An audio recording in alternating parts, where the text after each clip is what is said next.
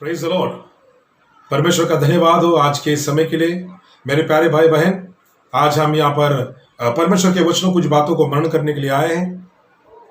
आज मैं आपके सामने एक विषय रखना चाहता हूं जो है क्षमा, फॉरगिवनेस, क्षमा।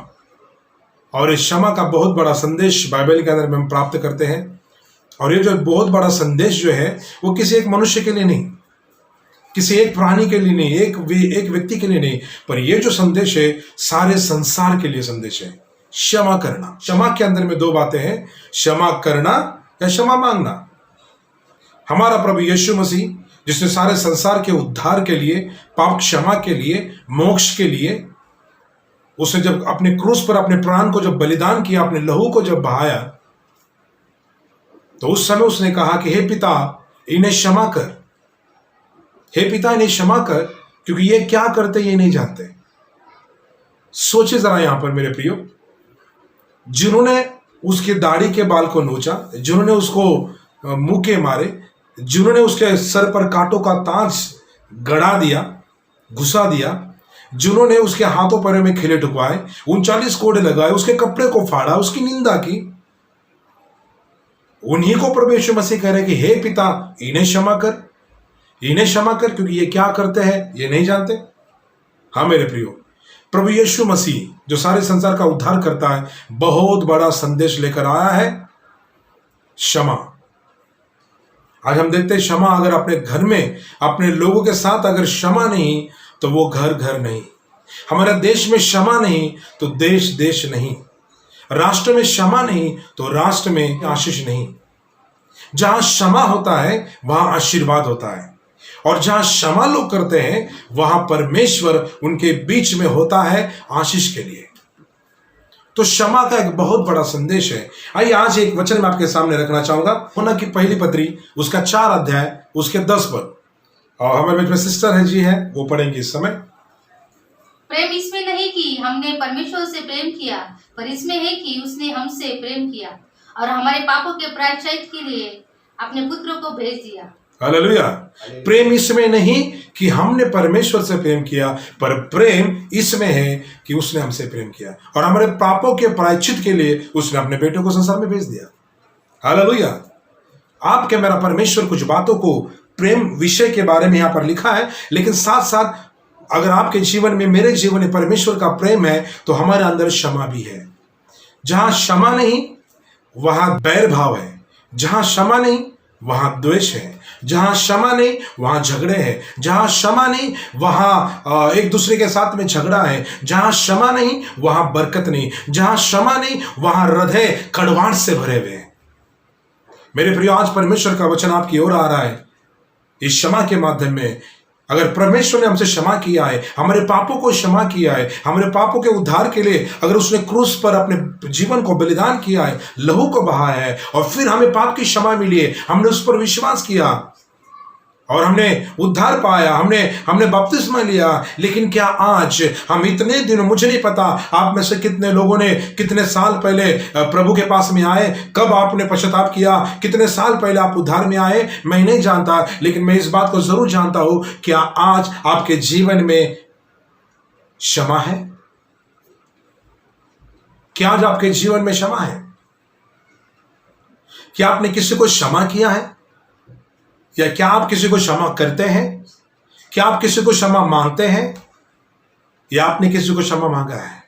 जो क्षमा करता है और जो क्षमा मांगता है वो परमेश्वर का व्यक्ति है, वो सच्चाई के वचनों पर खड़ा होकर चलने वाला व्यक्ति है। इसलिए यीशु मसीह ने कहा, मार्ग, सच्चाई और जीवन में हूं, और जो उसके पीछे चलता है वो सच्चाई पे चलता है, वो सच्चाई के जीवन पर चलता है, वो सच्चाई के मार्ग पर चलता है, वो अच्छे जीवन को जीता है।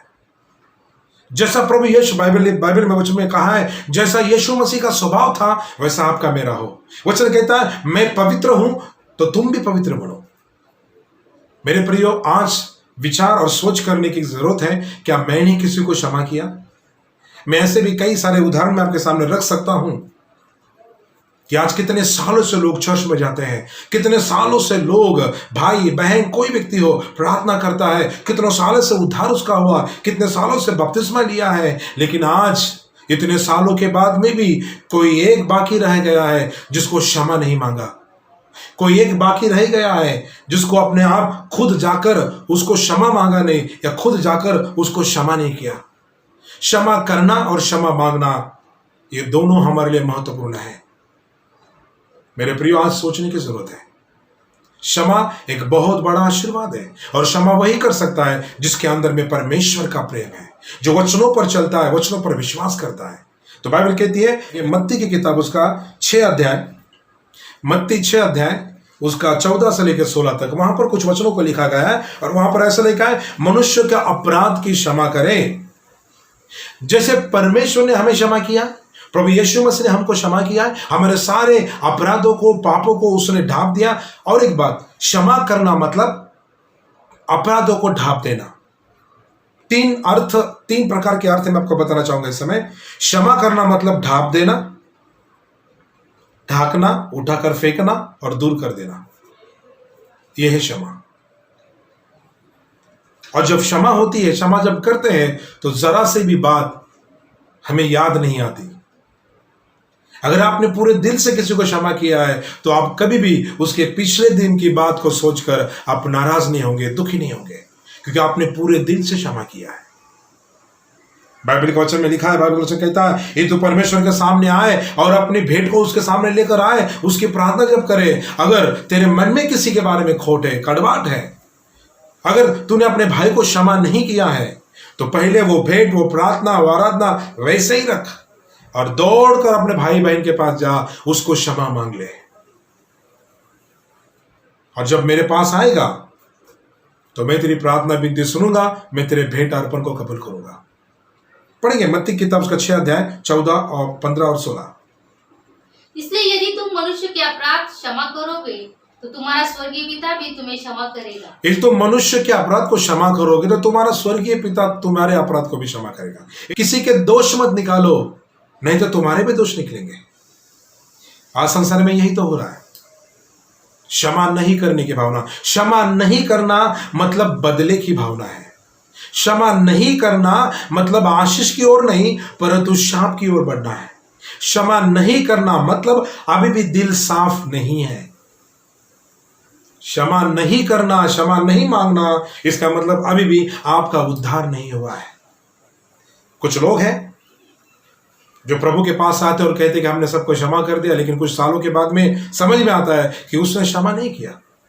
वो कितनी भी प्रभु को प्रार्थना करे, कितनी भी आराधना करे, कितने भी उपवास करे, कई बार कई लोगों की प्रार्थना परमेश्वर नहीं सुनता, क्योंकि परमेश्वर ये देख रहा है मेरे प्रियो। आज किसी को मेरा परमेश्वर ये बता रहा है कि परमेश्वर देख रहा है आपको कि आपने किसी को क्षमा किया है या नहीं। जब आप किसी को क्षमा करोगे, तो परमेश्वर तुम्हें क्षमा करेगा। जैसे हम अपने अपराधों की क्षमा करते हैं, हे परमेश्वर तू हमारे अपराधों की क्षमा कर। क्या हमें परेशान करने वाले, जिसने हमारे दिल को दुखाया है, जिसने हमारे मन को दुखाया है, क्या हमने उनको माफ किया है? उनको हमने क्षमा किया है? या हमने जिसके दिल को दुखाया है, क्या हम उसके पास जाकर उसको क्षमा मांगा है? एक बहुत अच्छा तरीका है क्षमा मांगने का।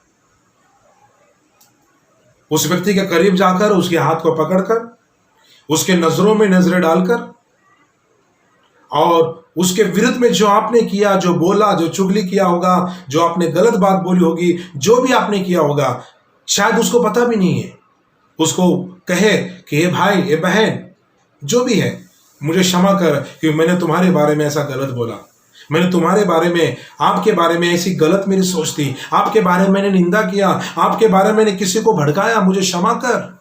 आपको नहीं पता, लेकिन मैं जानता हूं, मेरा परमेश्वर जानता है, मुझे क्षमा कर। या अगर आपने किसी का दिल दुखाया है, तो आप उसके पास जाकर कहे कि मुझे क्षमा करो। उसी के हाथ को पकड़कर, उसके नजरों में नजर डालकर आप कहो कि ये भाई, ये बहन, मुझे क्षमा कर। कोई फर्क नहीं पड़ता है वो मसीह है, विश्वास करने वाला है, चर्च में जाने वाला है, या अन्य जाति है, या उद्धार पाया हुआ है या उद्धार नहीं पाया हुआ है, कोई फर्क नहीं पड़ता। उसे आप कह सकते हैं कि मुझे क्षमा कर, उस दिन मैंने आपको गलत बोला था, मैंने ऐसा व्यवहार आपके साथ में किया था। और जब आप क्षमा मांगते हो, आपके दिल को परमेश्वर खुद स्वयं साफ करता है। जब आप क्षमा मांगते हो, क्षमा करते हो, आपका दिल साफ होता है। मैं आज सवाल करना चाहूंगा आपसे, क्या आपका दिल साफ हुआ है? प्रभु यीशु मसीह ने लहू को बहाकर दिल साफ किया है, लेकिन कई बार मनुष्य जो साफ किए हुए दिल को अपने हाथों से फिर से एक बार खराब करते हैं, गंदा और मैला करते हैं। ऐसे एक पद में, वचन में लिखा गया है, मत्ती उसका 18 अध्याय उसका 28 पद में, जब वो दास बाहर निकला तब उसको और कोई मिला जिसके पास उसका 100 दिनार था। उसने उसको पकड़ा, उसका गला घोट दिया।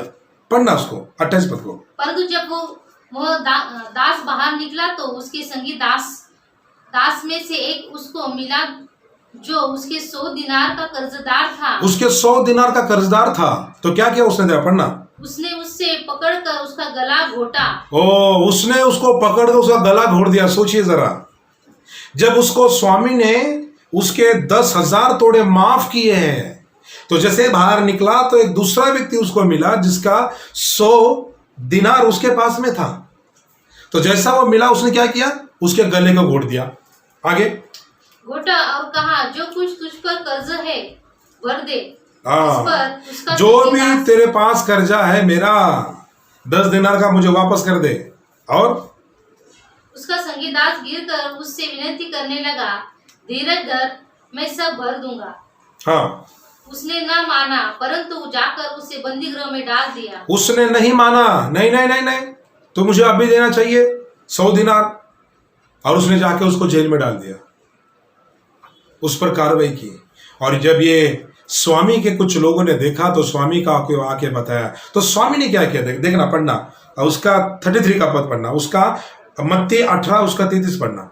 इसे मैंने तुझ पर दया की, वैसे ही क्या तुझे भी अपने संगी दास पर दया करना और उसको फिर से पकड़ के दरबार में लाए और उसको कहा, स्वामी ने कहा, जैसे मैंने तुझ पर दया की, 1000 तोड़ों की दया, 10,000 तोड़ों की दया मैं तुझ पर की, क्या वैसे तो उस पर दया नहीं कर सकता था? और आगे आप खुद पढ़ लेना बाद में उस पद को। उसको उठाकर उसने जेल में डाल दिया। क्षमा, उसको इतनी बड़ी रकम की क्षमा मिली, 10,000 तोड़ों की उसको क्षमा मिल गई, माफ हो गया। और उसने जाकर क्या किया? जिसके पास 100 दिनार थी, जो 100 दिनार का कर्जे वाला था, उसका गला घोट दिया। यहां पर हम सीखते वचनों के अंदर में कि जब परमेश्वर ने हमारे सारे पापों की, गुनाह की क्षमा की है, तो हम किसी भाई बहन की क्षमा नहीं कर सकते हैं? अगर ऐसा नहीं कर सकेंगे हम, अगर हम किसी के बारे में कड़वाहट लेकर बैठते हैं, वैसे ही प्रार्थना करते हैं। आज समाज में कई सारे लोग हैं, मन में बहुत कुछ बातें रहती है, और ऐसी कड़वाहट भरी बातें रखकर दुआ करते हैं, प्रार्थना करते हैं, गीत गाते हैं, आराधना करते हैं। क्या मैं आपसे सवाल करना चाहूंगा कि आपकी भी स्थिति ऐसी है?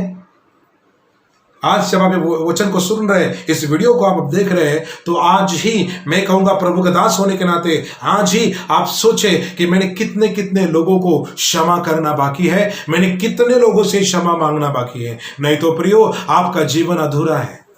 आपको कोई शांति नहीं है, आपको कोई आनंद नहीं है, आपको कोई खुशी नहीं है, आपको कोई बरकत नहीं। और फिर परमेश्वर आपसे प्रेम करेगा कैसा? क्योंकि जब उसने हमें क्षमा किया है और हम किसी को नहीं करते हैं, तो वो हमसे प्रेम कैसे करेगा? इसे बाइबल वचन कहता है, अगर तुम चाहते हो कि वो तुम्हारे साथ जैसा व्यवहार करे, उससे पहले तुम उसके साथ में ऐसा व्यवहार करो जो तुम चाहते हो। अगर आप चाहते हो कोई मेरे साथ अच्छा व्यवहार करे, तो पहले आप उसके साथ अच्छा व्यवहार करें, फिर वो आपके साथ करेगा। इतनी बड़ी पापों की क्षमा परमेश्वर ने आपको मुझको दी, उद्धार दिया, और हमने किसी की छोटी सी गलती को क्षमा नहीं किया। कुछ लोग ये भी कहते हैं कि हमने तो किया है क्षमा, हमने दिल से निकाल दिया है, पर कैसे हमने कैसे क्षमा किया? कुछ लोग बोलते हैं, चर्च में प्रार्थना करते हैं, घर में प्रार्थना कर, धन्यवाद प्रभु, मैंने जिसके साथ में ऐसा किया था मैं उसको क्षमा करता हूं। क्या उसको पता है कि आपने क्षमा मांगा है उसे? हेलो, मेरी बात ध्यान से सुन लेना। क्या उसे पता है कि आपने उसकी क्षमा मांग ली है? शायद परमेश्वर को पता है कि आपने क्षमा मांगा है, पर किसे मांगा है? जिसके विरुद्ध आपने काम किया, जिसको आपने धोखा दिया, जिसके बारे में आपने गलत बोला, जिसके बारे में पीठ पीछे निंदा किया, इसके बारे में आपके मन में बहुत कड़वाहट है। ध्यान से सुनिएगा, जो क्षमा नहीं करता है वो कड़वाहट को लेकर पालता है। जो क्षमा नहीं करता है वो अपने जिंदगी को एक गंदे और एकदम बदसूरत जीवन के अंदर में अपने जीवन को लेके जाता है, गंदे स्वभाव के अंदर में जाता है और गंदी जड़ें पकड़ती है उसकी। वो कठोर दिल वाला है, कठोर मन वाला है।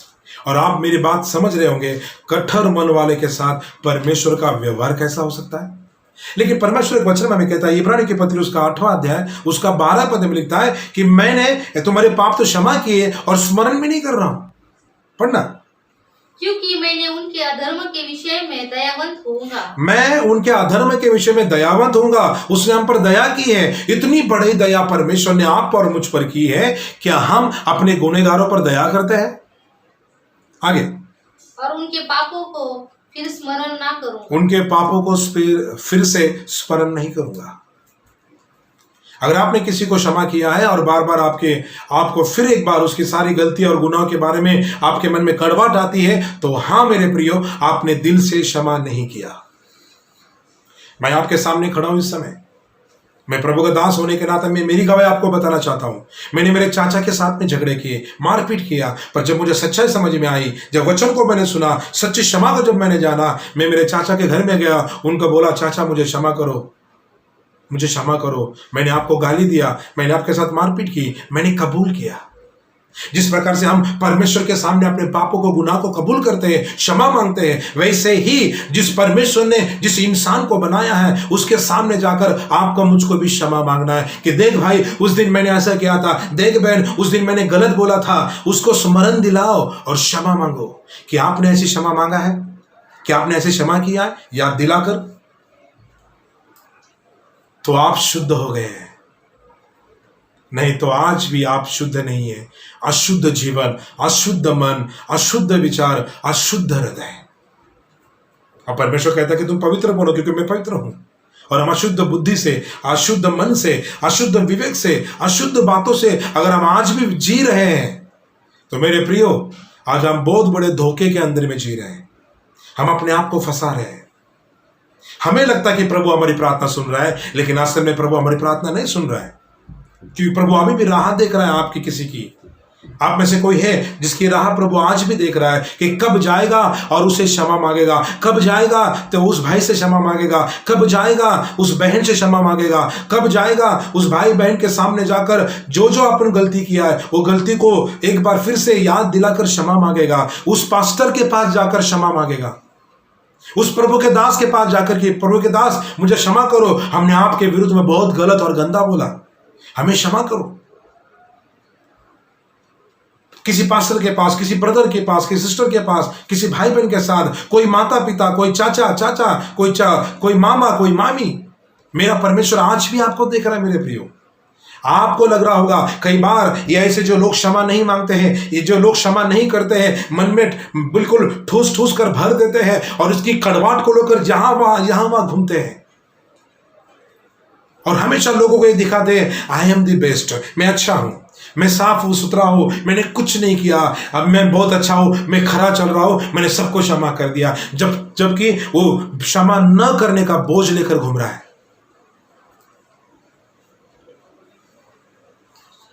मानो ये ऐसा है,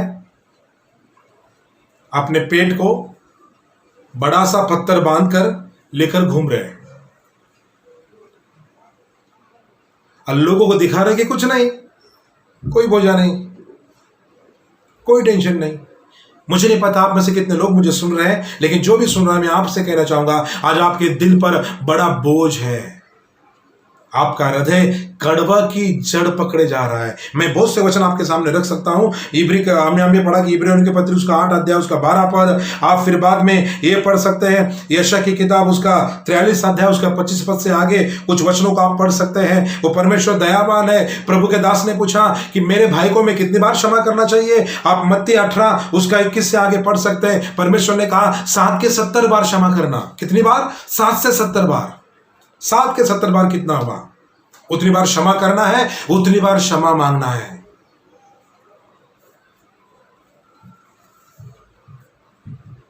उसने हमें शुद्ध किया है, वो हमारे पापों को मिटाता है, वो मिटाकर हमें शुद्ध करता है। उसने हमें क्षमा किया है, हमें मोक्ष दिया है। क्या हम अपने भाई बहन को क्षमा नहीं कर सकते हैं? अगर उन्होंने कुछ हमारे साथ में किया है तो उसको याद दिलाकर आप क्षमा नहीं कर सकते? देख भाई, उस दिन तूने मुझे बहुत मारा पीटा, गंदी गालियां दी, मेरे घर से कुछ चोरी की, मेरे भाई बहन के साथ में झगड़ा किया, लेकिन फिर भी मैं प्रभु का व्यक्ति होने के नाते, मेरा प्रभु यीशु ने उद्धार किया है, मैं तुम्हें क्षमा करता हूं। या आप किसी के कसूरवार है, आप उसके पास जाकर ये नहीं बोल सकते हैं कि मुझे क्षमा कर, उस दिन मैंने आपका अपमान किया। क्षमा, मेरे परमेश्वर ने, प्रभु यीशु ने इतना बड़ा क्षमा का संदेश क्रॉस पर दिया है। वो आपका मेरा बाप और परमेश्वर है। कौन सा बाप नहीं चाहता कि बेटा मेरे स्वभाव पर ना हो? हर एक बाप चाहता है कि मेरा बेटा, मेरी बेटी मेरे स्वभाव के अंदर में हो। और आपको पता है, आपका मेरा परमेश्वर का स्वभाव प्रेम, दया, शांति, करुणा, दयावान परमेश्वर है। वो ये स्वभाव है उसका, प्यार करने का स्वभाव है उसका। देखो वचन, हमने पहले वचन को पढ़ा कि हमने उससे प्रेम किया, वो प्रेम नहीं, पर उसने जो हमसे प्रेम किया वो प्रेम है। हम पापी थे, निर्बल थे, बीमार थे, शाप में जकड़े हुए थे, बंधन में थे, संसार में थे, उसने हमसे प्रेम किया, उसने हमें क्षमा किया।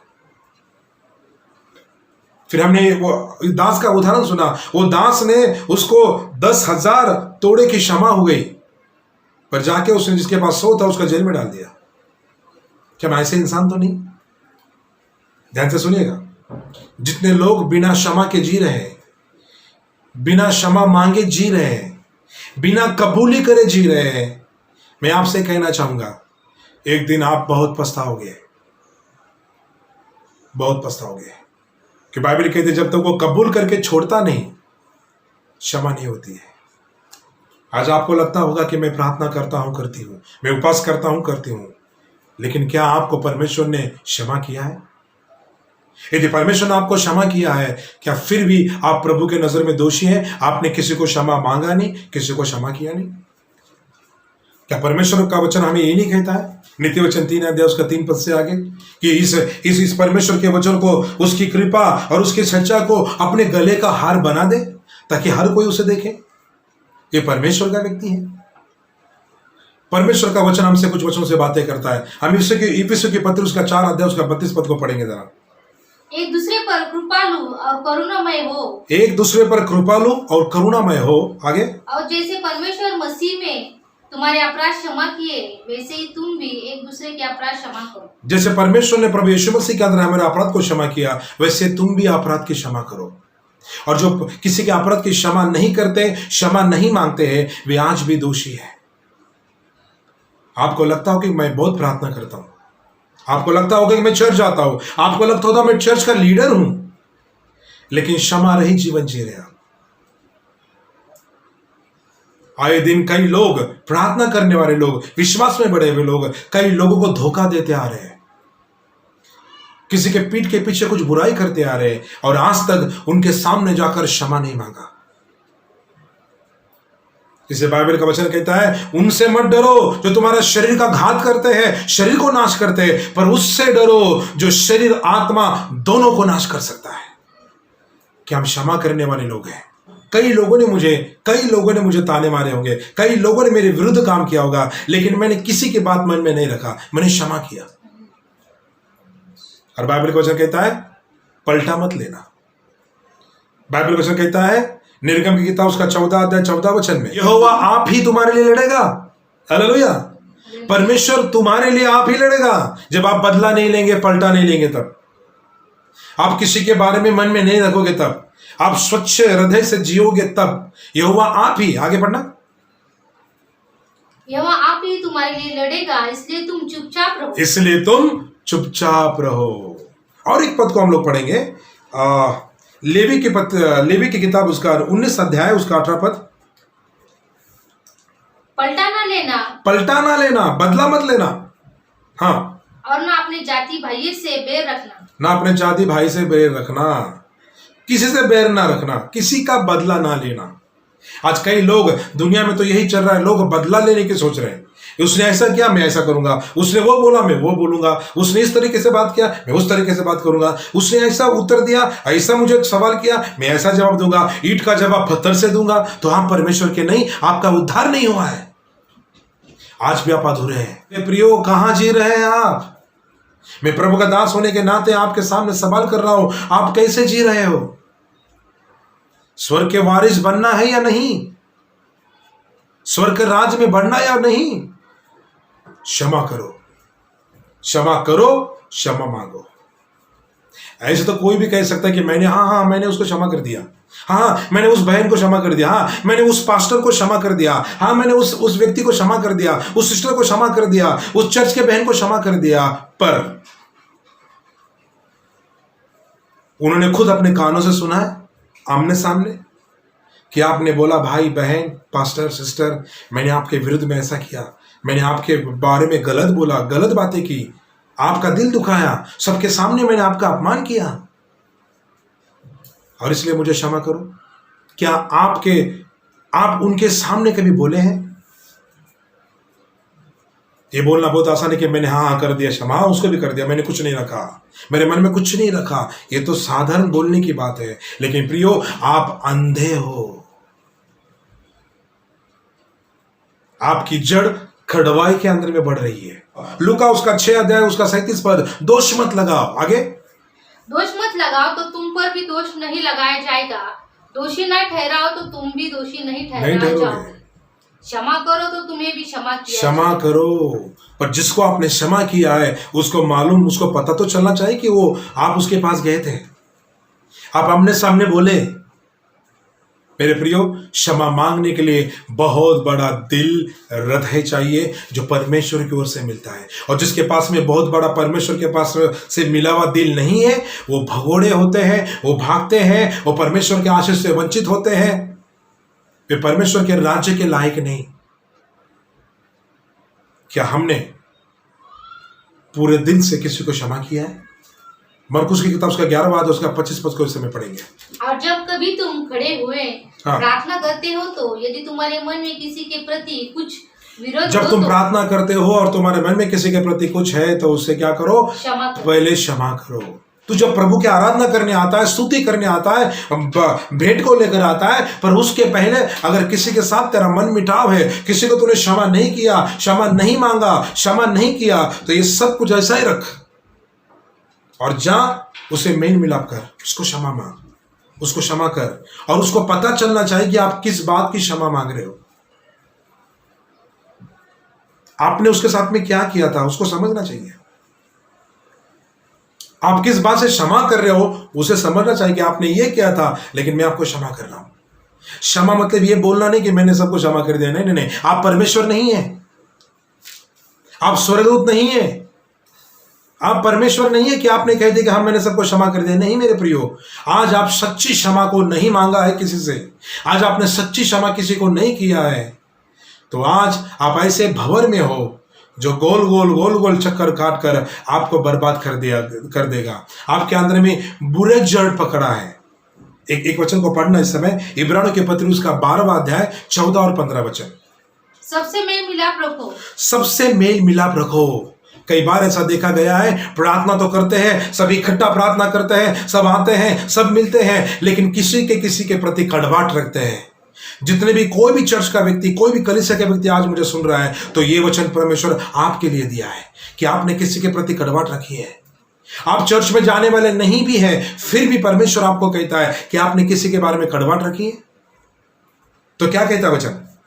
सबसे मेल मिलाप रखो, सबसे मेल मिलाप रखो और उस पवित्रता के खोजी हो, और उस पवित्रता के खोजी हो जिसके बिना कोई प्रभु की कदापि, हालेलुया, जिसके बिना कोई प्रभु को कदापि नहीं देख पाएगा। पवित्र बनो। और उसका 15 पद, ध्यान से देखते रहो, ऐसा ना हो कि कोई परमेश्वर के अनुग्रह से वंचित रह जाए। ध्यान से देखो, सोचो, ऐसा ना हो कि कोई व्यक्ति परमेश्वर के अनुग्रह से वंचित रह जाए। ध्यान से देखो, सोचो, कोई व्यक्ति परमेश्वर के अनुग्रह से वंचित हो जाए। और आगे बड़ा अच्छा शब्द है पढ़ना, या कोई कड़वी जड़ फूटकर, या कोई कड़वी जड़, गैर समझ, किसी ने कुछ और बोला, हम कुछ और समझ लिए, किसी ने किसी के पास कुछ अच्छी बातें बताई आपके सुधार के लिए, और आपने सुन लिया चुगली, और आपके अंदर में कड़वी जड़ बैठ गई। किसी ने आपकी भलाई की बात की और आपने गलत समझ लिया। क्या आप बोलते हो समझदारी से सोचे। क्या आप सुनते हो? समझदारी के साथ सुने, नहीं तो ऐसा ना हो, ऐसा लिखता है तुम्हारे अंदर में कड़वी जड़ बैठे और क्या हो जाए? कड़वी जड़ फूटकर कष्ट दे और उसके द्वारा बहुत से लोग अशुद्ध हो जाए। कड़वी जड़ फूट के कष्ट दे और जिसके द्वारा बहुत से लोग अशुद्ध हो जाए। मेरे प्रियो, मैं आपसे सवाल कर रहा हूं, क्या आपकी जड़ें सच्चाई के अंदर में जा रही है, प्रभु के वचनों के अंदर में गहरी जा रही है, या यहां वहां कड़वाट में, कुड़कुड़ाट में, चुगली में, निंदा में जा रही है? और फिर आप सब कुछ करने के बाद आप प्रार्थना करते हो, लेकिन आपकी प्रार्थना सुनाई नहीं जाती है। सबको प्रार्थना का उत्तर मिल रहा है, लेकिन आपको नहीं मिल रहा है। सबकी बढ़ोतरी हो रही है, लेकिन आपकी नहीं हो रही है। सबको परमेश्वर अलग अलग प्रकार के दान वरदान दे रहा है, लेकिन आपको नहीं मिल रहा है, क्योंकि आपकी जड़ कड़वी जड़ बनते जा रही है, और जिसकी रुकावट कई लोगों को बन चुकी है। कोई चर्च का सुनने वाला होगा, कोई बाहर का सुनने वाला होगा। आपकी जरा सा गैर समझ, आपकी जरा सी गलतफहमी आपकी जिंदगी और कईयों की जिंदगी बर्बाद कर सकता है। कुछ लोग तो बिल्कुल अपने दिमाग और अपने मन का इस्तेमाल नहीं करते हैं कि अगर किसी के बारे में सुन रहे हैं, संसार में बहुत से लोग हैं, चर्च में, कलीसिया में जाने वाले कई कई जगह पर बहुत से लोग हैं जिनको हजम नहीं होता है जब तक वो किसी के कान में उल्टी ना करें। कुछ लोग स्पेशल होते हैं उल्टी करने वाले, और कुछ लोग ऐसे होते हैं उसकी उल्टी लेते हैं, सुनते हैं और बस वही गैर समझ लेके बैठते हैं, और कड़वी जड़ फुटती है, और वो परमेश्वर से दूर, कलीसिया से दूर, प्रभु के दास से दूर, परमेश्वर के अनुग्रह से दूर, आत्मिक पिता से दूर, परमेश्वर के अभिषेक से दूर, परमेश्वर की चंगाई और आशीर्वाद से दूर हो जाते हैं, क्योंकि कड़वी जड़ पकड़ लिए है। क्या आपने एक बार भी सोचा, जिसने आपके साथ में चुगली की है वही व्यक्ति आपकी भी चुगली किसी के साथ करता होगा? क्या आपको पता है, जिस व्यक्ति ने किसी के बारे में आपको बताया है, क्या वही व्यक्ति आपके बारे में किसी और को बता नहीं सकता है? ये चुगली की आग है, बोलने वाले को बर्बाद करती है, सुनने वाला भी बर्बाद होता है, और कड़वी जड़ पकड़ता है। भला हो कोई किसी के बारे हमको बोलता है, हम उधर ही कहीं नहीं नहीं नहीं स्टॉप करो, मुझे कुछ मत बताओ। नहीं तो जिसके बारे में बता रहे हो उसी को भी सामने लेके आओ। गैर समझ की जड़ बढ़ते जाती है, लोग बर्बाद हो जाते हैं। आज कई अच्छे खासे लोग चर्च कलीसिया से दूर चले गए। कई अच्छे खासे लोग परमेश्वर की कलीसिया को छोड़ दिए, प्रभु के दास के हाथ को छोड़ दिए, परमेश्वर के हाथ को छोड़ दिए, और अपनी जिंदगी बर्बाद करके लिए। पर एक दिन आएगा, उनकी भी आंखें खुलेगी और वो बहुत पछताएंगे। अगर जब मुझे किसी ने कुछ बताया तो मैंने उस पर भरोसा रखे मान लिया और कड़वी जड़ को पाल लिया। मैं गलती किया, मुझे क्षमा कर प्रभु। मैं उसी समय उस व्यक्ति के पास नहीं गया कि क्या आपने ऐसा बोला है। अगर बोला भी है, अगर उसने कहा कि मैंने बोला भी है, तो क्या आप उसको क्षमा नहीं कर सकते? क्षमा करना, क्षमा मांगना, ये बुज़दिलों का काम नहीं, ये हिम्मत वालों का काम है।